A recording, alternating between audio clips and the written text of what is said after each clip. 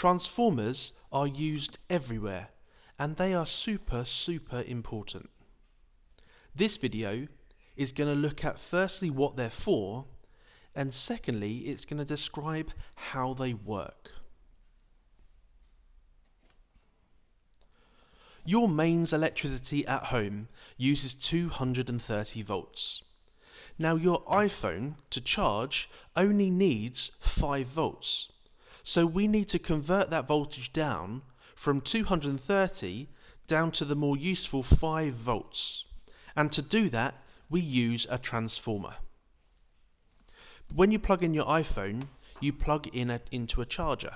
And all this charger does is take a voltage which is too high down to a voltage which is much more useful for your iPhone. Another use for transformers is to change the voltage in the other direction. So here, the voltage in a pylon is 200,000 volts, and the voltage in our plug is only 230. So we use a transformer to change that voltage into something which is much more useful. They normally look like this on the side of the road with a big danger of death sign on it. Or sometimes they look like these little canisters at the bottom of this picture on this power line. So, transformers are used to increase and decrease voltages into something which we would find much more useful. This is what a transformer looks like, and it's made of 3 simple parts. The first thing to note is this iron core.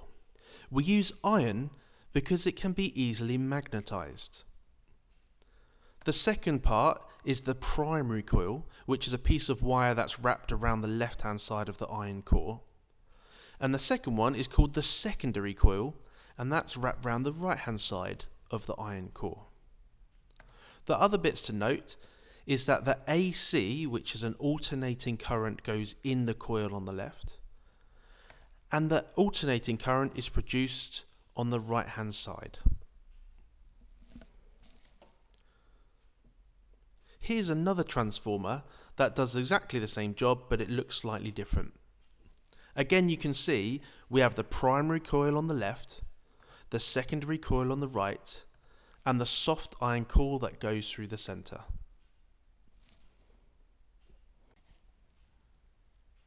We're going to look at how transformers work. Now I'm going to do this in steps because you could be asked a very simple question on a transformer, or it could also be a longer answer question. So it's very important that you pause the video, make a note of all the steps in order, and that you could reproduce them in order when you need to. Step number 1. An alternating current flows through the primary coil. That means the alternating current is applied across this end, across the primary coil. The current then flows down this wire, round and round and round that coil, and back out again. And that's the first step. The next step comes from an idea from the other video that suggests when a current flows through a wire, it induces a magnetic field. So step 2 is this alternating current that flows through the primary coil induces an alternating magnetic field in the primary coil. And this is why the current going through the primary coil has to be alternating, because we really need an alternating magnetic field in that primary coil. An alternating magnetic field just means that the poles keep switching round, so it goes north, south, south, north, and it does this very, very quickly.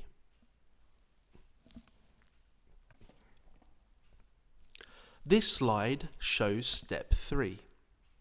Now those red lines show the magnetic field that's induced by the primary coil. Now step 3 says that the magnetic field cuts through the secondary coil. You can see it just on the right here.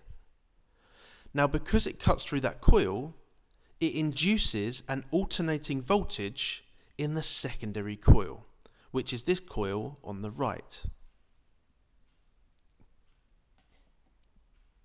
Finally, the alternating voltage in the secondary coil on the right generates an alternating current in the secondary coil. Now, having a look at this transformer, those two coils never have to touch. The way we pass on or induce the voltage in the secondary coil is through this magnetic field, and that's the key to a transformer.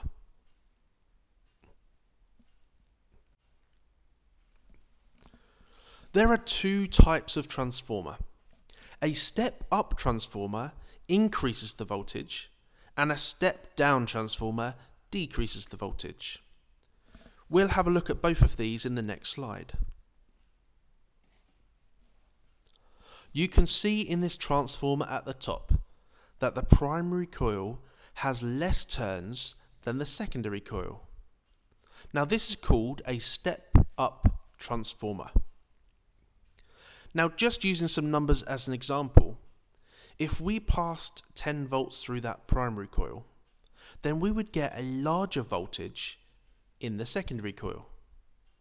Now that's because that primary coil generates a magnetic field, and because there's more turns in the secondary coil, this can pick up much more of the magnetic field, so therefore it will induce a much larger voltage in the secondary coil.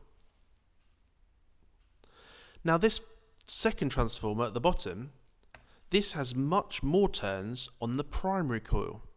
So this is called a step-down transformer. Now just using some random numbers just as an example, if we started with 50 volts on the primary coil, we'd end up with less in the secondary coil.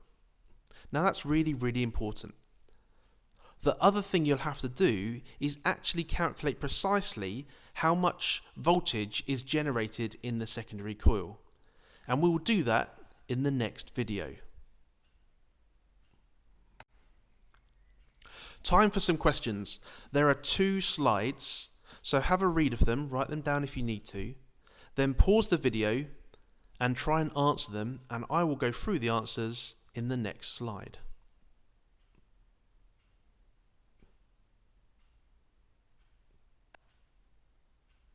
Question number 2 uses that diagram. Pause the video again and I will go through these answers in the next slide. Okay, here are the answers. What happens if the iron core was replaced with a plastic core? If this happened, the transformer would not work. The reason we use an iron core is because the iron core can be magnetized. Now, plastics cannot be made into a magnet. So therefore, the primary coil would not be able to generate its alternating magnetic field. Therefore, the secondary coil would not be able to feel it, and therefore you would not generate any current in the secondary coil. Question 2. Do the wires in the primary coil and the secondary coil have to be laminated, which means covered in plastic? The answer is yes, they do. Because if they weren't, you'd create a short circuit. And we don't want that. If they weren't covered in plastic, the current could flow down this wire, across the iron core, because it's made of metal, and then straight into the secondary coil. And we don't want this. We want the current to go round and round the primary coil so it can generate its magnetic field. That's what we want. And if they weren't laminated, it would go straight into the secondary coil. Question number 3. Would a current be induced in the secondary coil if we use DC instead of AC? The answer is no, it wouldn't. We use an alternating current in the primary coil, so because we want to generate an alternating magnetic field. Now if we use direct current, DC, then it wouldn't generate our alternating magnetic field. So therefore it would change the magnetic field once and we'd get a little bit of current induced. And then it wouldn't do it anymore, so then it would go down to 0. And this is definitely not what we want. So you must use AC, alternating current, in a transformer.